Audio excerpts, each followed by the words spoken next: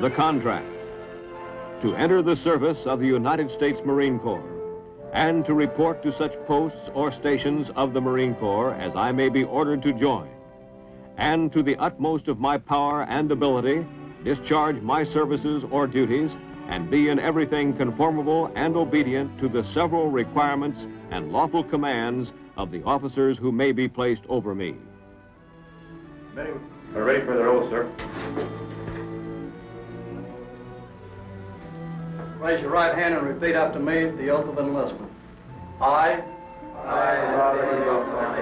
do solemnly swear or affirm. Do solemnly swear that I will support and defend the Constitution of the United States against all enemies, foreign and domestic.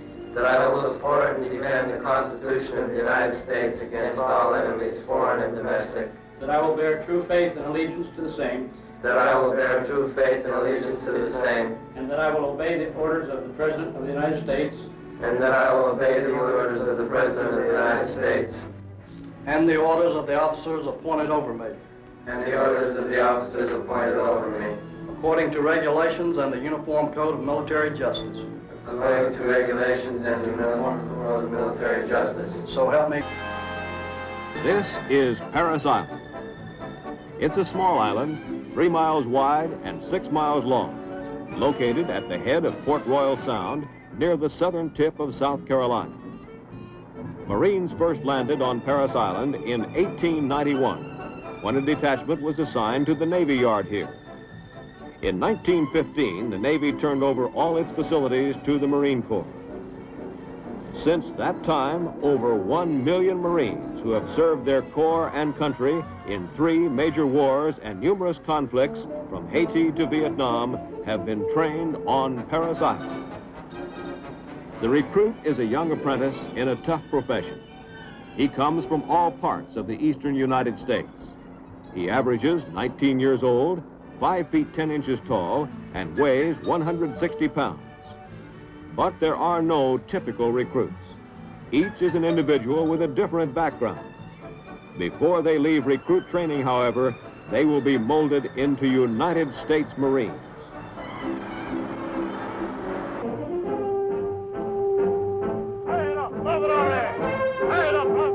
Upon arrival, the recruits are taken directly to the recruit receiving barracks, where they undergo their initial processing.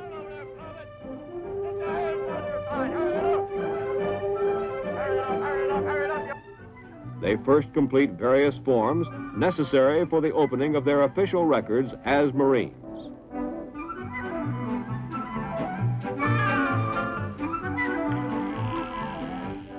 They receive their first Marine Corps haircut. Upon arrival, some have long hair while others have curly locks.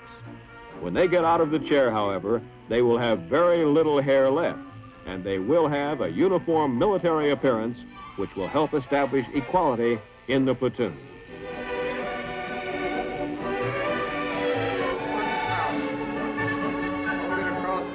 They receive a basic issue of personal articles needed while in training. Pick up the other towel. Hold it across your chest. Private, you now have 2. They also go through the hygienics unit, where they get rid of their civilian clothes, clothing that will not be needed for quite a while.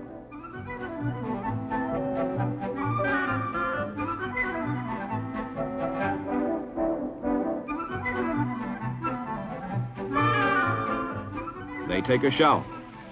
The purpose of the shower is to clean them, but we like to think that it is washing away old habits and ideas. They receive utility uniforms and other clothing necessary for training. Recruits requiring glasses are examined and fitted by optometrists.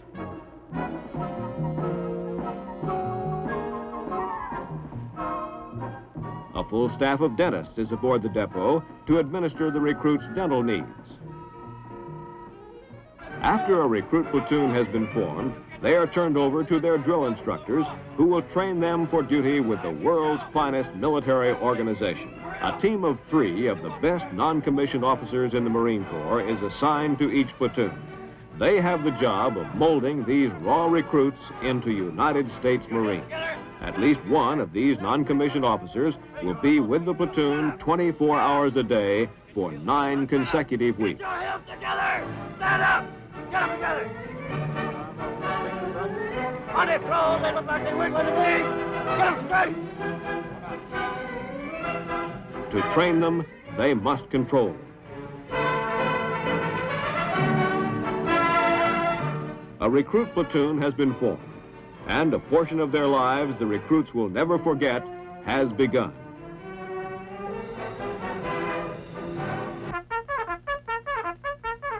Reveille for the recruits goes at 4:55 a.m. They wash, shave, make up their bunks, and clean up the area before going to morning meal. At the mess hall, the recruits eat an ample and well-balanced meal. During the training day, they will easily burn up their 5,000-calorie diet. Before each meal, the recruits remember their religious obligations by saying grace. The recruits spend considerable time in the classroom. There, they receive instruction in basic military subjects. During the 3rd week of training, they will be given a written test. Those who fail will be given additional instruction before returning to regular training. Near the completion of training, another test will be given, so that the progress they have made during the entire period can be evaluated.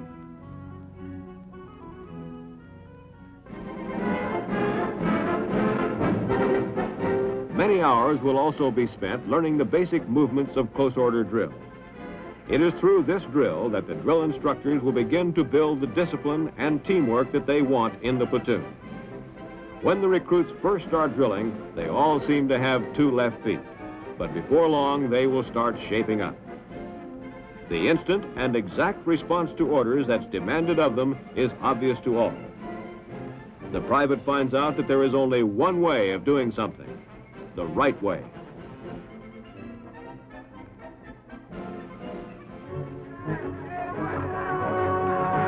Physical training is also stressed here at Parris Island. Many hours are devoted to reconstruction of 19 years of improperly toned muscles, which must be conditioned in 9 short weeks. This program is conducted by both the physical training instructor and the drill instructor. The Marine Corps obstacle course provides an excellent physical conditioning device. The course consists of a series of unique obstacles which develop strength and coordination. The first time a recruit runs the course, he finds it is a challenging, near impossible feat. However, after weeks of intensive conditioning, he is able to negotiate the obstacles with little difficulty.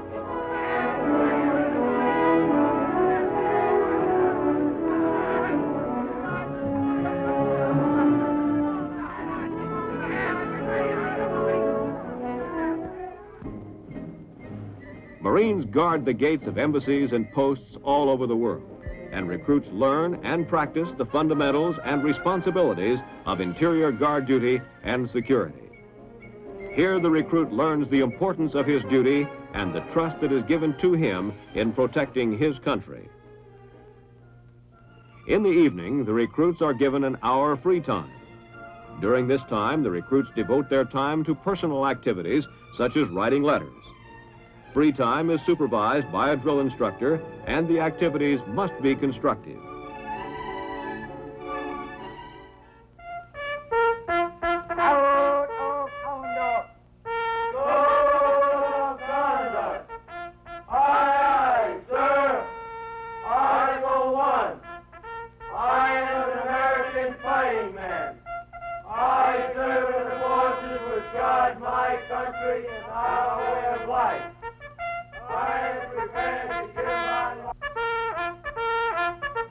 At 9 o'clock each night, the recruits are ready for a full night of sleep. They have been given little time to think of anything but the Marine Corps. This is exactly what we want. We keep them so busy that they have little chance to become homesick. All recruits from the day of their arrival are encouraged to fulfill their moral obligations by attending the church of their choice. Those recruits who are not church members have the opportunity to attend religious instruction.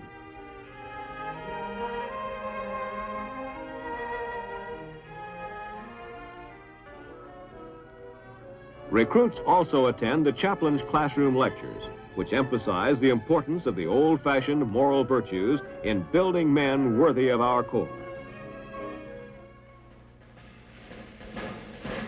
Now let us look at the Special Training Branch, which was organized for the recruits who are unable to keep up in training.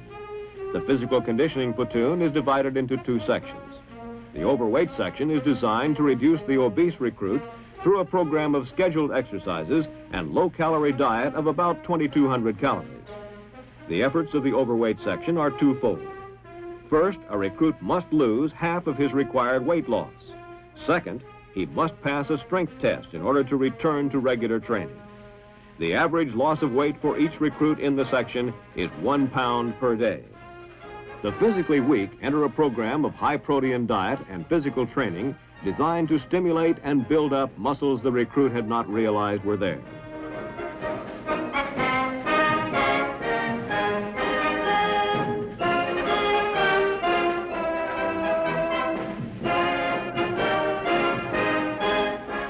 The Proficiency Platoon provides concentrated instruction and review for recruits who have failed their written examinations.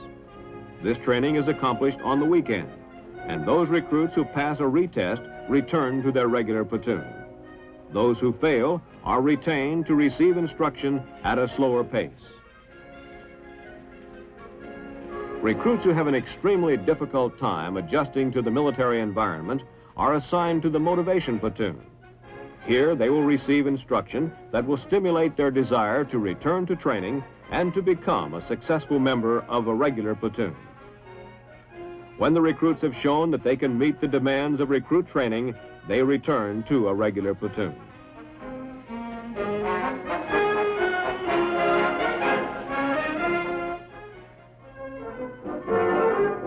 At the end of the third training week, the platoon goes to the rifle range for the all-important training in marksmanship. Here, the recruits will spend the next 3 weeks learning the basic tool of his trade, the rifle.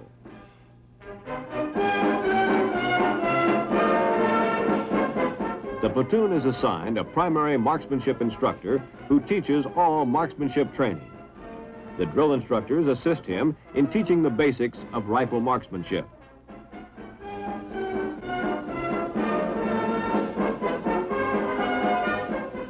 Through many hours of snapping in, recruits develop the muscle coordination and confidence necessary to become a qualified Marine rifleman. The range again emphasizes the part that the individual plays in the success of the team.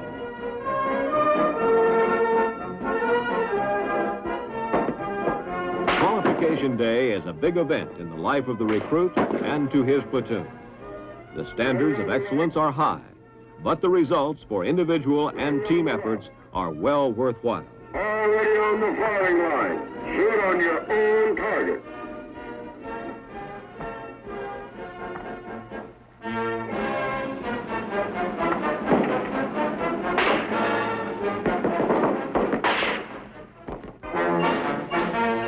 The men who qualify earn the right to wear their badge of qualification as a symbol of their individual marksmanship ability. The Commanding General's trophy is awarded to the platoon with the highest percentage on each qualification day. This is done to stress the importance of teamwork between the marksmanship instructor, drill instructors, and the recruits.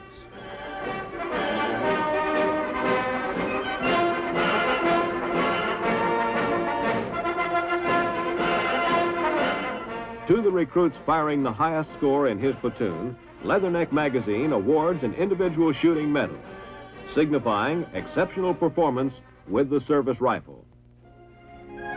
A week of mess duty is still another part in the recruits' training. They learn the duties of messmen and become familiar with the operation of a mess hall. During this week, their work will be supervised by mess personnel. The drill instructor, however, is still in charge and will conduct rifle inspections and physical training whenever possible.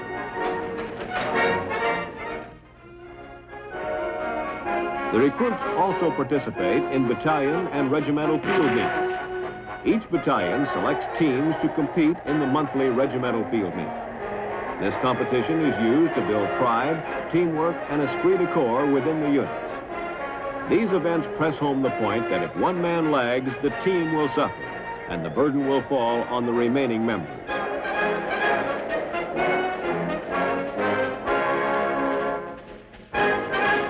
The recruits have now returned to their battalion area with only 2 more weeks to go and still a lot to do.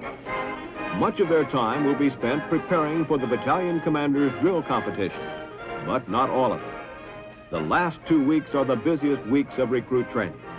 They'll be on the go every minute, trying to become the best recruits ever to leave Parris Island.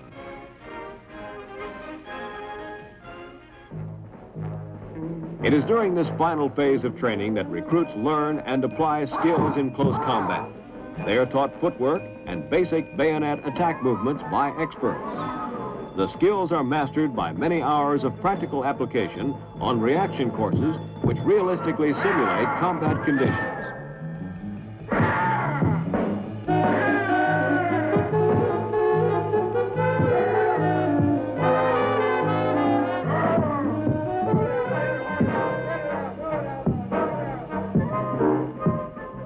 Drill instructors are positioned at points throughout the course to ensure proper execution of attack movements.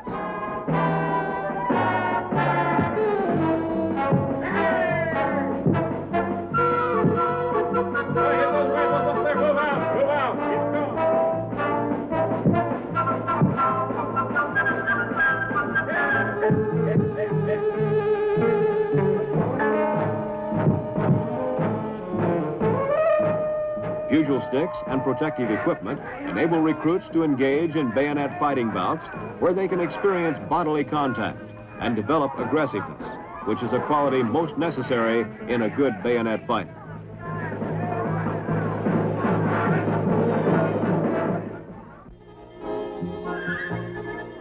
The amphibious mission of the Marine Corps requires Marines to be at home on the water, whether it be the sea or a river.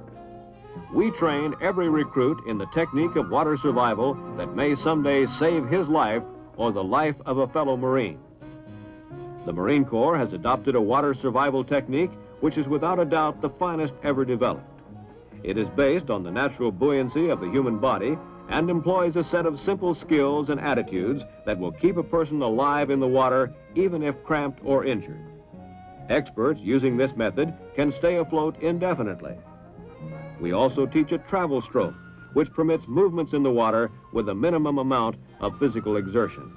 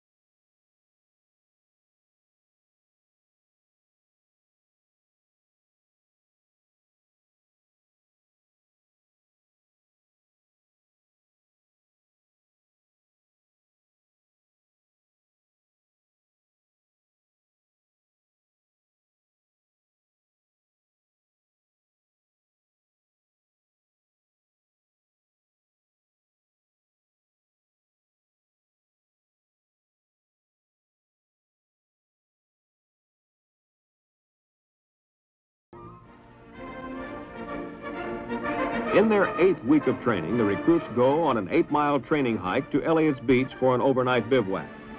Prior to their departure, the recruits are inspected by supervisory Marines. The recruits know that if they have not met the high standards of recruit training, it will be noted.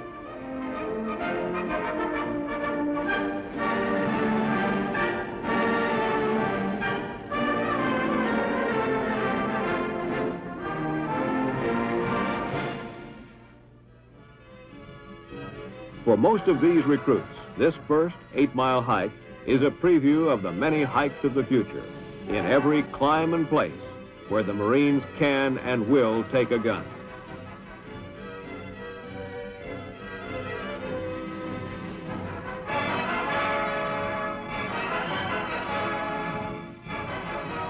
Upon reaching Elliott's Beach, the recruits pitch their shelter tents and receive instruction on subjects which show them how to live in the field. A practical examination is administered during the remainder of the day to determine how well the recruit has absorbed his instructions during the past 7 weeks. The recruit is subject to testing on all the military subjects taught in recruit training. The test consists of 6 stages, each with different problems to solve by actual application. A Marine must know his weapon. Recruits are tested while blindfolded on the assembly and disassembly of the M14 rifle.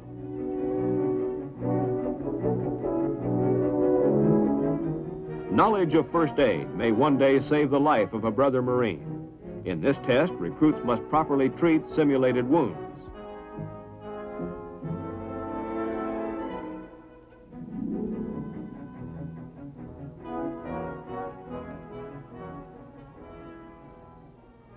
In the bayonet test, recruits must correctly apply the basic bayonet attack movements.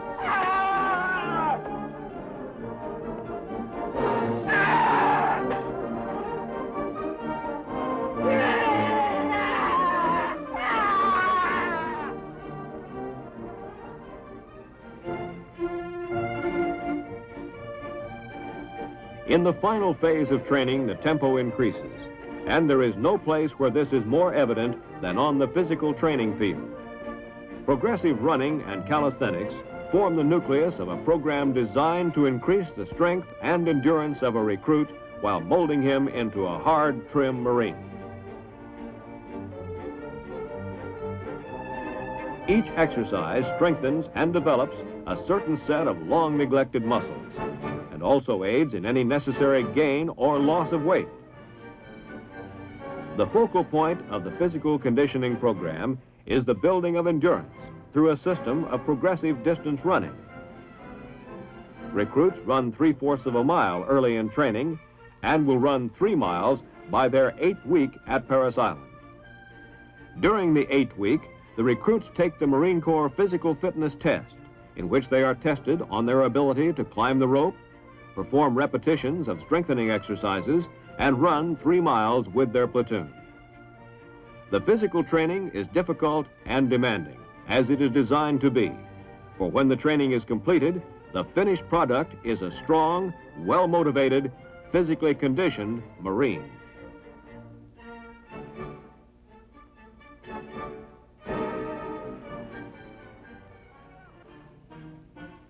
You will remember seeing this platoon at the beginning.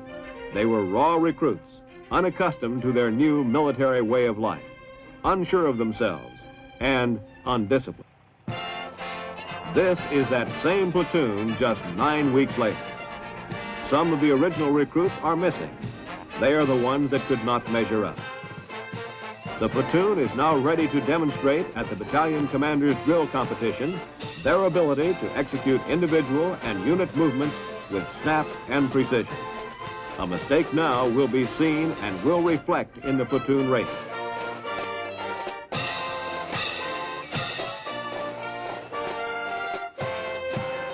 The last hurdle of a recruit is the command inspection. This is his chance to prove that he has measured up to the high standards expected of him. Here, the regimental commander and the battalion commander have the opportunity to personally inspect each recruit.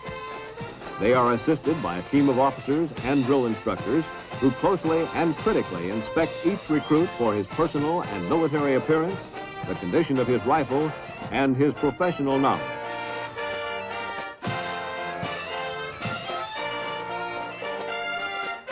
The work of the recruits and their drill instructors is done.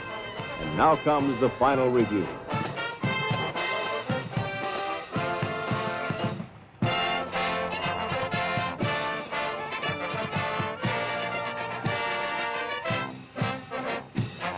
Many proud parents travel to Parris Island to see their sons graduating.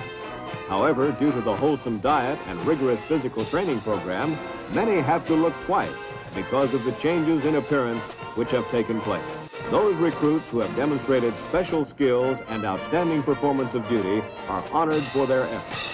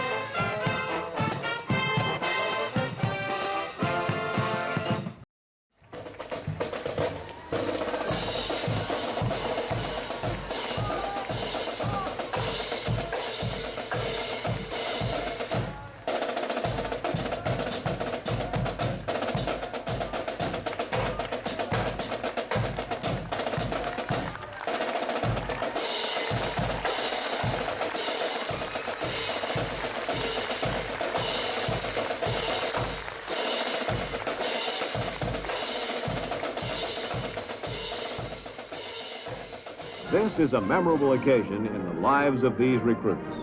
Until this final review and graduation ceremonies, they have always been called recruits or privates. From this day forth, they will be called Marines and will be given the responsibility of Marines. Great demands have been placed upon them here at Parris Island, and they have met the challenge. They are, and in all respects have earned the title, United States Marine.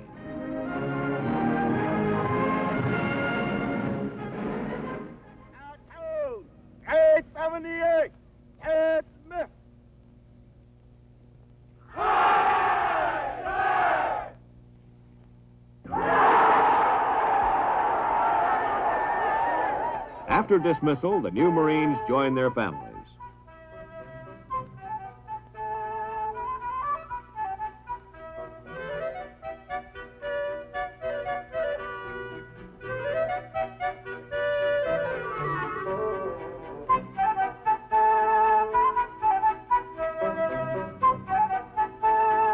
They and their families are served refreshments in their mess hall.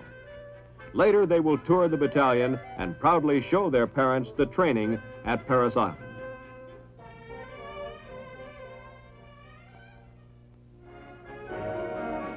The next morning, outpost morning, the drill instructors load the platoon on buses for the trip to the infantry training regiment at Camp Lejeune, North Carolina. The drill instructors will tell you, our job is done with this platoon, soon we'll pick up another. Our rewards are personal satisfaction of a job well done, and notes like a postcard received from a proud father which said, I sent you a boy, you sent me back a man. Yes, we have trained them to the best of our ability. We have developed them into smartly disciplined, physically fit, basically trained Marines, thoroughly indoctrinated in love of corps and country. We have demanded of them the highest standards of personal conduct, morality, and professional skill. The building of a Marine and the making of an American citizen is a very similar process. At Parris Island, we build men, body, mind, and spirit. We make Marines. There's nothing fancy about our training, no tricks, no frills, no great technical machines, just honest hard work by the recruits and their drill instructors. The drill instructors have taught and the recruits have learned the basic tools of their trade: discipline, dedication, physical fitness, proficiency, love of corps and country. We have started the training that will continue throughout the Marine's career, be it for 2 years or 30 years. And these 9 weeks have instilled memories and traditions for him to cherish and uphold for the rest of his life. They are Marines.